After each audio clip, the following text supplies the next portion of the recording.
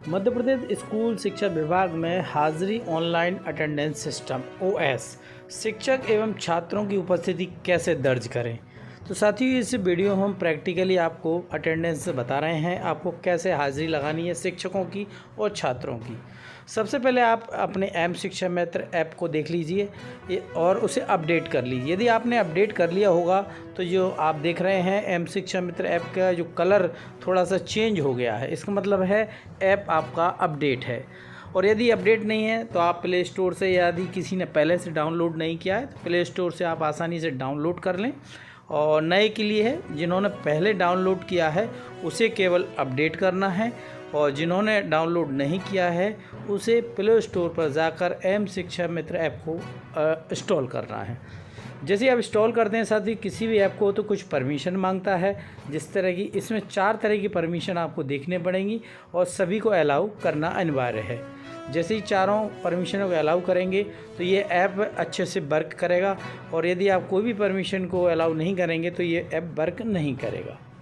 तो ये app install करने के बाद इस तरह की स्क्रीन आपको देखने को मिलेगी। नीचे बॉटम पर एक एरो मिलेगा गोल सर्किल में, आप उस पर क्लिक कर देंगे। जैसे आप क्लिक करेंगे आपके पास इस तरह के ये आइकॉन दिखाई देंगे, जिसमें एक ऑप्शन होगा हाजिरी वाला। तो हाजिरी आप देख रहे हैं, ऐप ओपन करने के बाद एम शिक्षा मित्र पर उपलब्ध मॉड्यूल देखेंगे, उसमें से हाजिरी ऑप्शन को देखेंगे। तो इसमें से आपने हाजिरी ऑप्शन पर जैसे ही क्लिक करेंगे तो आप नए इंटरफेस पर आ जाएंगे। जैसे ही आप इस पर क्लिक करते हैं साथियों, तो ये सुविधा केवल हेडमास्टर के लिए है, ये मैसेज आ जाएगा। ये मैसेज उन्हीं लोगों के पास आएगा जिनकी unique ID password as a headmaster के रूप में दर्ज नहीं है। जिनका नाम हेडमास्टर के रूप में दर्ज है उनके पास इस तरह का मैसेज नहीं आएगा। अब मान लेते हैं कि आपने जैसे ही क्लिक किया तो ये मैसेज आ गया, तो अब क्या करना है?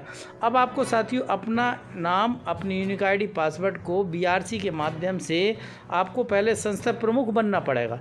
मतलब अभी आप ऑनलाइन सिस्टम में संस्था प्रमुख नहीं बने हैं, भले ही आप संस्था प्रमुख के रूप में काम कर रहे हैं, तो पहले बीआरसी के माध्यम से आपको अपनी unique ID as a headmaster संस्था प्रमुख के रूप में दर्ज करानी होगी। जैसे ही आप दर्ज कर लेंगे तो ये मैसेज ऑटोमेटिक हट जाएगा, तो आप एज ए हेडमास्टर रूप में सिलेक्ट हो जाएंगे। और जैसे ही आप सिलेक्ट होंगे तो इस तरह का आपको नया इंटरफेस मिलेगा, जिसमें आप देख रहे हैं स्क्रीन पर यूनिक आईडी और पासवर्ड के ज़रिए आपको लॉगिन करना है। साथ ही यूनिक आईडी और पासवर्ड कौन सा होगा? अभी आपने ट्रांसफ़र का आवेदन किया है, बस वही आवेदन वाला यूनिक आईडी जो पासवर्ड आपने लिया है वही आपको यहाँ पर लॉगिन करनी है। जैसे आपने यूनिक आईडी और पासवर्ड यहाँ पर दर्ज किया और लॉगिन करेंगे तो हम इसके बाद नेक्स्ट पेज पर आ जाएंगे। तो लॉगिन देखें आप कर दिया। ये आप जैसे ही लॉगिन करते हैं साथियों तो नया इंटरफेस मिलेगा हाजिरी, इसके बाद नीचे लिखा होगा छात्र शिक्षक। ये 2 महत्वपूर्ण ऑप्शन आपको दिखाई देंगे जैसे ही आप क्लिक करेंगे। अब हमको सबसे पहले छात्र की हाजिरी को अटेंडेंस भरनी है, उसके बाद हम शिक्षक की भरेंगे। हाँ, प्रैक्टिकली आपको बता रहे हैं। तो छात्र की जैसे ही आप क्लिक करेंगे, छात्र पर एरो जो बन रहा है उस पर क्लिक करेंगे तो इस तरह का इंटरफेस आएगा। आप देख रहे हैं साथियों, जैसे ही आपने छात्र पर क्लिक किया तो इसमें 4 तरह के ऑप्शन आ गए, कक्षा 1, कक्षा 2, कक्षा 3, कक्षा 4 और कक्षा 5। यदि आपकी शाला केवल प्राइमरी है तो 5 ऑप्शन आएंगे। यदि आपकी शाला केवल मिडिल है तो 6, 7, 8 तो 3 आएंगे। यदि आपकी एकीकृत शाला है 1 से 10 तक की तो यहाँ 10 ऑप्शन आएंगे। और यदि आपकी शाला 1 से 12 तक की है एकीकृत में तो 1 से 12 तक के बॉक्स यहाँ पर आपको कक्षावार दिखाई देंगे। अब हम कक्षावार छात्रों की अटेंडेंस भरते हैं। तो कक्षा 1 जो लिखा हुआ है हम उस पर जैसे ही क्लिक करेंगे तो ये आपको नया इंटरफेस मिलेगा, जिसमें डेट का कैलेंडर ओपन हो जाएगा। ये डेट ऑटोमेटिक सिलेक्ट होगी साथियों, हमें कुछ नहीं करना है, केवल ओके पर हमको क्लिक करना है। डेट को बदलना नहीं है, कुछ नहीं करना, क्योंकि ये ऑटोमेटिक ही वो सेम डेट यहाँ पर सिलेक्ट हो जाएगी। हमें इसमें कोई भी करेक्शन नहीं करना है। और जैसे ही आप ओके पर क्लिक करेंगे तो हम एक नए इंटरफेस पे आ जाएंगे, जिसमें आप स्क्रीन पर देख रहे हैं कि बच्चों के नाम आ जाएंगे। जैसे ही आप ओके पे क्लिक किया तो जितने भी बच्चे शाला कक्षा 1 में दर्ज हैं उन सब की यहाँ पर साथ ही सूची आ जाएगी, और साथ में उनके आईडी भी प्रदर्शित होगी। अब आप देखें इसमें बॉक्स में उपस्थित लिखा हुआ है। यदि आपका छात्र इनमें उपस्थित है, ये टिक मार्क साथियों ऑटोमेटिक आएगा, हमें टिक लगाने की आवश्यकता नहीं है। अब प्रश्न आता है यदि बच्चा एब्सेंट है तो ये टिक मार्क दोनों पे लगे हैं, हमने उस पर टिक करके उसको हटा दिया, मतलब ये बच्चा अब क्या है, शाला में उपस्थित नहीं है। टिक मार्क मतलब उपस्थित, टिक मार्क नहीं है इसका मतलब है उपस्थित नहीं है। ये टिक ऑटोमेटिक आएगा, हमको केवल हटाना है जो बच्चों। अब एक समस्या आ सकती है, ये देखें हमने एक हटा दिया था तो ऊपर आ गया कि ये रेड कलर से लिखा हुआ है वो अनुपस्थित और उपस्थित ग्रीन कलर से लिखा हुआ है। तो इस तरीके से कक्षा एक में 2 बच्चे थे, एक उपस्थित था एक अनुपस्थित था, दोनों यहाँ प्रदर्शित हो रहे हैं और बॉटम में उपस्थिति दर्ज करें लिखा हुआ है।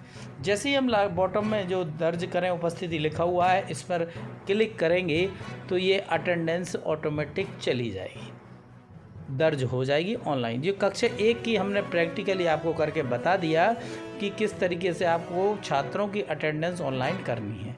सिंपल सा तरीका है, आपको ऐसा ना समझें कि कोई लेंदी है, बस यही है। जैसे आप छात्र पर क्लिक करते हैं सूची खुलेगी छात्रों की, ये देखें जैसे आपने सबमिट पर क्लिक किया, उपस्थिति दर्ज करने पर क्लिक किया तो ये जो कक्षा 1 है ग्रीन हो जाएगी। इसका मतलब है कि कक्षा 1 का पूरा काम हमने सफलतापूर्वक कर लिया है।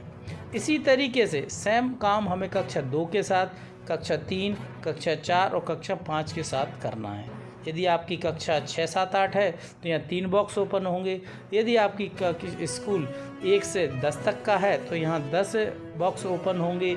ऐसे यदि 1 से 12 है तो 112 ओपन हो। तो एक एक करके इस तरीके से आप कर देंगे अटेंडेंस को तो सारे बॉक्स ग्रीन हो जाएंगे। इसका मतलब है हमने कक्षा 5 तक के छात्रों की अटेंडेंस को ऑनलाइन सफलतापूर्वक कर दिया है।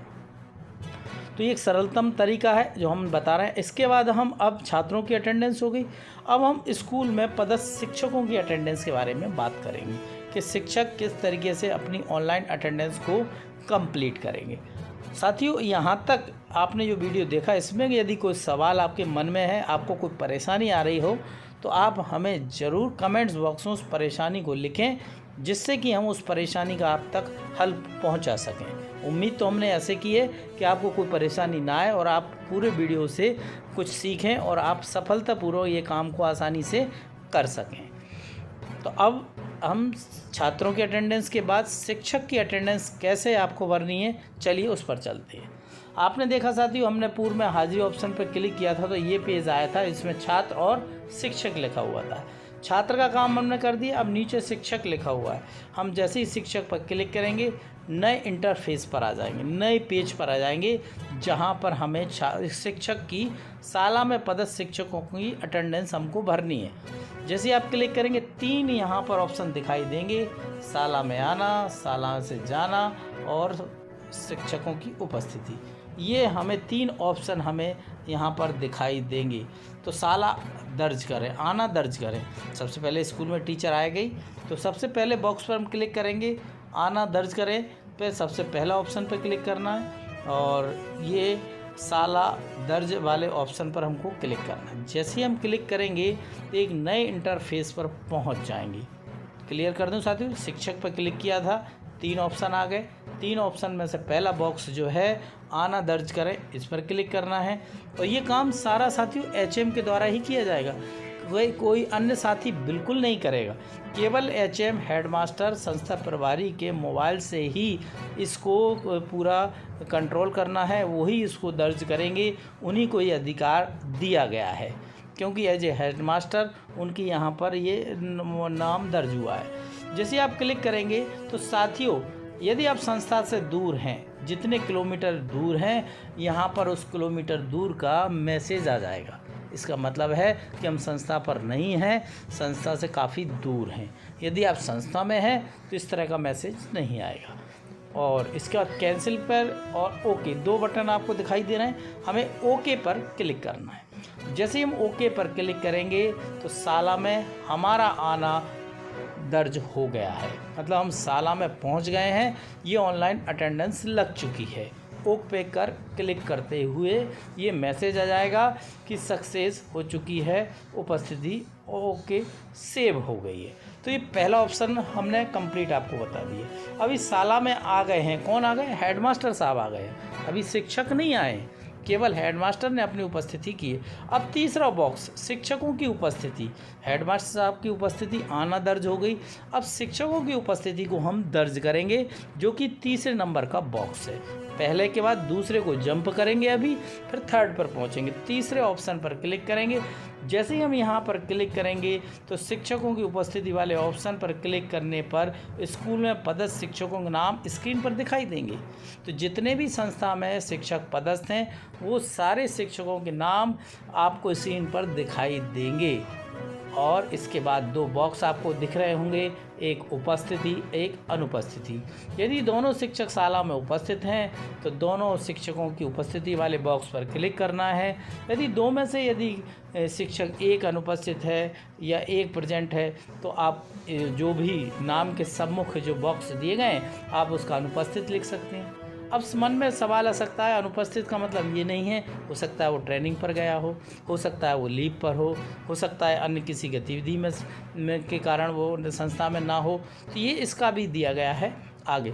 तो देखें हमने कर दिया कि एक शिक्षक अनुपस्थित बता दिया, एक शिक्षक को उपस्थित बता दिया, और हम नीचे जो एरो बना हुआ है गोल सर्किल में हम उस पर क्लिक करेंगे और हम आगे बढ़ जाएंगे।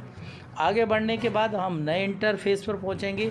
उपस्थित अनुपस्थित एक एक हमने बता दिया। साथियों समरी देखेंगे तो उसमें ध्यान रखना, इसलिए हम रिपीट कर रहे हैं। अब जैसे ही हम आगे बढ़ेंगे साथियों तो यहाँ आपको स्क्रीन पर यदि कोई शिक्षक को छुट्टी अनुपस्थिति पर टिक करते हैं तो स्क्रीन पर उसका कारण दर्ज करने का ऑप्शन स्क्रीन पर दिखाई देगा। अब हमने एक को एब्सेंट बताया था तो यहाँ पर उसका कारण पूछ रहा है कि आखिर वो क्या कारण है। तो जैसे ही वो आप एरो पर क्लिक करेंगे तो स्क्रीन पर इस तरह के आएंगे कि वो ML पर है, मेडिकल लीव पर है, CL पर है, EL पर है, या ऑप्शनल लीव, या जो भी कारण हैं या सारे कारण संभवतः दिखाई देंगे, जो कि शिक्षक जो अनुपस्थित हमने वहाँ बताया था उसके रीज़न के लिए। अनुपस्थित से तात्पर्य यह नहीं कि वो बिल्कुल ही एब्सेंट है, मतलब संस्था में अभी नहीं है, क्या कारण रहा। हम जैसे ही इनमें से क्लिक करेंगे और जो कैलेंडर दिया, फर्स्ट कैलेंडर, सेकंड कैलेंडर, तो कब से कब तक है वो भी यहाँ देख सकते हैं। यदि कोई शिक्षक हमारा 3 दिन से शाला में नहीं है तो यहाँ डेट डाल देंगे कि 1 तारीख से लेकर 3 तारीख तक, और वो और रीजन ऊपर आ गया कि CL पर है, ML पर है, या वास्तविक एब्सेंट है। जो भी आपका रीज़न है आप इसमें फिल कर देंगे और यहाँ पर डेट फिक्स करने कब से कब तक का, तो यहाँ कैलेंडर खुलेगा, प्रारंभ में कब से कब तक के कैलेंडर पर डेट को सिलेक्ट कर लेंगे और द्वितीय कैलेंडर में द्वितीय को कैलेंडर को डेट सिलेक्ट कर लेंगे, जिससे कि ये मालूम पड़ जाए कि ये शिक्षक इतनी तारीख से इतनी तारीख तक CL पर है या OL पर है। तो ये देखें हमने स्क्रीन पर देख दिया कि शिक्षक में उपस्थित अनुपस्थित पर टिक करने के बाद एरो पर हमने क्लिक किया, क्लिक करने के बाद हमारा रीजन खुल गया, रीजन पे हमने डेट डाल दी कि कब से कब तक, ये काम हमने कर दिया। इतना करना हमें अनिवार्य है। ये जहाँ पर पूरे शिक्षकों की सूची सामने आएगी साथियों, मैं आपको एक बार रिपीट कर दूँ, ये डेट है, ये रीज़न है, ये हमको करना है।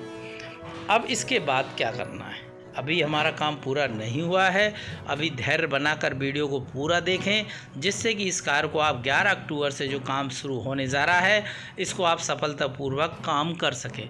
क्योंकि इससे पहले पायलट प्रोजेक्ट के रूप में मध्य प्रदेश के 3 जिलों में ये कार्य पूर्व से चल रहा था, वहाँ सफल हुआ है और उस अभी भी वह 3 जिलों में ये चल रहा है। उसी के आधार पर पूरे मध्य प्रदेश में इसको लागू करने के लिए ये पूरा सेटअप तैयार किया गया है और एम शिक्षा मित्र ऐप को अपडेट किया गया है, उसमें ये ऑप्शन डाला गया है। तो आपने देखा साथी, स्कूल में उपस्थित अनुपस्थिति पर टिक करने के बाद स्क्रीन पर समरी दिखाई देगी। ये समरी आप देख रहे हैं स्कूल में कि जो शिक्षक हमने उपस्थित 2 थे उसमें से 1 उपस्थित 1 अनुपस्थित दर्शाया था और नीचे लिखा हुआ है उपस्थिति दर्ज करें। अब जैसे ही हम नीचे उपस्थिति दर्ज करें, ऑप्शन जो नीचे बॉटम पे दिया है इस पर क्लिक कर देंगे तो हमारी शिक्षकों की ऑनलाइन अटेंडेंस चली जाएगी, सफलतापूर्वक पहुंच जाएगी। तो हमें सबसे नीचे लिखा हुआ उपस्थिति दर्ज करें पर क्लिक करना है और ये मैसेज आ जाएगा कि शिक्षक की उपस्थिति सफलतापूर्वक दर्ज कर ली गई है। इतना काम हमें शिक्षक हेडमास्टर को करना है, उन्हीं के मोबाइल से होना है। अन्य शिक्षक साथी को बिल्कुल नहीं करना है। न छात्रों की अटेंडेंस शिक्षक साथी को भरना है, न शिक्षकों की अटेंडेंस को भरना। ये पूरा काम संस्था प्रमुख के द्वारा ही किए जाना है और उन्हीं के मोबाइल पर ये ऑप्शन खुलेंगे और किसी अन्य के मोबाइल पर नहीं। तो हमने आपको साथियों ये बताया, सबसे पहले कि छात्रों की उपस्थिति, उसके बाद शिक्षक के उपस्थिति में ये 3 बॉक्स खुले। प्रथम बॉक्स में आना दर्ज करें, दूसरे बॉक्स को अभी हमने नहीं किया है, अब हम जाना दर्ज करेंगे। जो बीच का बॉक्स है दूसरे नंबर का, संस्था प्रमुख जाना दर्ज करेंगे। वो कैसे करेंगे, क्योंकि अब स्कूल में आ गए हैं, शिक्षकों की अटेंडेंस भी लग गई है। ये काम साथियों कब तक करना, ये और सुनिश्चित करना, साला लगने के 1 घंटे के अंदर ये सारी गतिविधि हमको करनी है। मतलब 10:30 से आपकी संस्था है तो 10:30 से 11:30 के बीच तक ये काम आपको कंप्लीट पूरा करना है। अब जैसे ही हमने बीच वाले ऑप्शन पर जाना दर्ज करें पर जैसे ही क्लिक किया तो हमारी टाइमिंग पूरी की पूरी सेंड हो जाएगी सफलतापूर्वक। संस्था प्रमुख को जाना दर्ज करें वाले ऑप्शन पर क्लिक करके हमारी उपस्थिति चली जाएगी। इतना काम संस्था प्रमुख को करना है। ये केवल और केवल संस्था प्रमुख के द्वारा ही किया जाना है। यदि संस्था प्रमुख की आईडी से एज ए हेडमास्टर ऑप्शन नहीं खुल रहा है तो बीआरसी के माध्यम से पहले उन्हें हेडमास्टर के ऑप्शन के लिए क्लिक करना होगा बीआरसी के माध्यम से, तब जाके वह हेडमास्टर बन पाएंगे और ये सफलतापूर्वक कार्य पूर्ण कर पाएंगे। उम्मीद करते हैं सारी जानकारी स्पष्ट शब्दों में आप तक पहुंच गई होगी और 11 अक्टूबर से छात्र और शिक्षक की ऑनलाइन अटेंडेंस जो लगना है उसे आप बिना व्यवधान के संचालित कर पाएंगे। इसमें किसी भी तरह की कोई व्यवधान हो, परेशानी हो तो आप हमारे कमेंट्स बॉक्स में अपनी परेशानी को लिख सकते हैं। हम आपकी परेशानी को दूर करने का प्रयास ज़रूर करेंगे। धन्यवाद। यदि आप नए यूज़र हैं, पहली बार वीडियो देख रहे हैं तो चैनल को सब्सक्राइब कर दें, बेल आइकन को, और शिक्षक साथी को शेयर